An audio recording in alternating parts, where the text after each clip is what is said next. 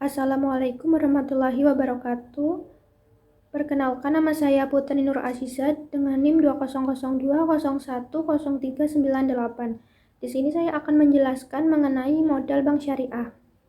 Yang pertama, pengertian modal bank syariah yaitu dana yang disetorkan oleh pemilik modal pada akhir buku tahun yang dimana sudah diperoleh keuntungannya pada akhir tahun tersebut. Pemilik modal nantinya akan memperoleh hasil usahanya yang biasa dikenal dengan dividen.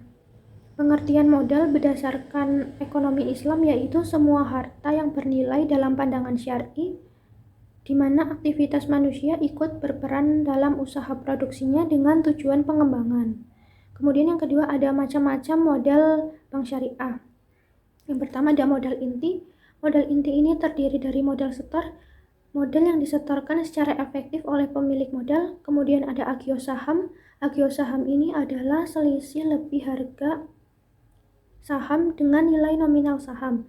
Kemudian ada modal sumbangan, yaitu modal yang berasal dari sumbangan saham. Kemudian ada cadangan umum, cadangan tujuan, dan laba yang ditahan. Kemudian ada yang kedua, ada modal pelengkap. Modal pelengkap ini adalah cadangan-cadangan yang dibentuk bukan berasal dari laba setelah pajak. Biasanya dapat berupa cadangan revaluasi aktiva tetap, cadangan penghapusan aktiva, dan dan modal peminjaman. Kemudian yang ketiga itu fungsi modal bank syariah.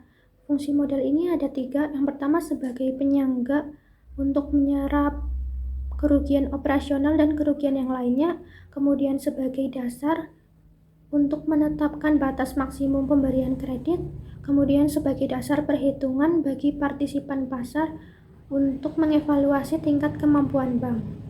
Kemudian yang keempat itu ada sumber dana bank syariah. Sumber dana ini itu dari modal, dari rekening giro, rekening tabungan, rekening investasi umum, dari rekening investasi khusus, dan obligasi syariah. Kemudian yang kelima itu ada kecukupan modal bank syariah. Kecukupan modal bank syariah ini sangat penting dalam bisnis perbankan. Rasio yang dipatokan dalam kecukupan modal bank syariah ini yaitu rasio CAR atau capital adequacy ratio, yang dimana ditentukan berapa jumlah minimum modal pada suatu bank yang bertujuan untuk mengantisipasi penurunan nilai aset. Bank yang memiliki tingkat kecukupan modal yang baik menunjukkan indikator bahwa bank tersebut sehat.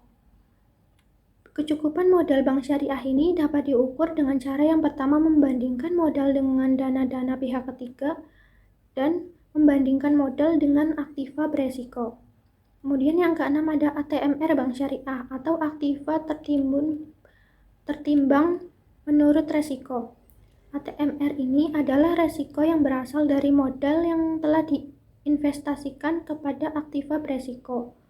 ATMR ini merupakan faktor yang membagi modal, sedangkan modal adalah faktor yang dibagi oleh ATMR. Aktiva tertimbang menurut resiko ini berfungsi untuk memantau seberapa besar eksposur resiko pada suatu bank yang diperoleh dari pengolahan asetnya. ATMR ini terdiri dari aktiva yang terdapat pada neraca dan aktiva yang bersifat administratif. Pada setiap aktiva memiliki bobotnya yang berbeda-beda berdasarkan dengan kadar resikonya masing-masing.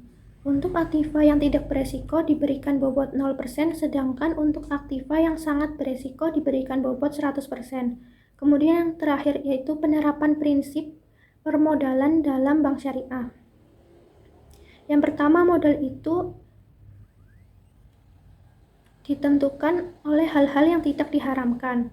Harus dipisah yang mana yang halal dan mana yang haram. Dalam konsep Islam, halal itu berarti halal zatnya dan halal dalam cara untuk memperolehnya. Kemudian modal harus dikelola sesuai dengan syariatnya. Tidak boleh riba, gharar, ataupun misyar.